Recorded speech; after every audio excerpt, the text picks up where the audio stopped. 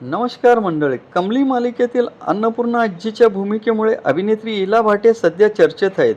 मात्र त्यांच्या एका निर्णयाने अनेकांचं लक्ष वेधलं आहे. गेल्या कित्येक वर्षापासून इला भाटे गरज नसताना नवीन कपडे किंवा घरातील वस्तू खरेदी करत नाहीत. पैशाची गोष्ट या नाटकातून त्यांना गरज आणि चैन यातील फरक जाणवला. आईचं घर आवरताना वस्तूंशी जोडलेल्या आठवणींचीही त्यांना जाणीव झाली. त्यामुळे घरात विनाकारण वस्तूंचा साठा करण्यापेक्षा गरजेपुरतीच खरेदी करण्याचा त्यांनी निर्णय घेतला. एखादा गोष्टीचा पुरेपूर उपयोग झाला त्याचाही फार आनंद होतो, असे इला भाटे म्हणाले.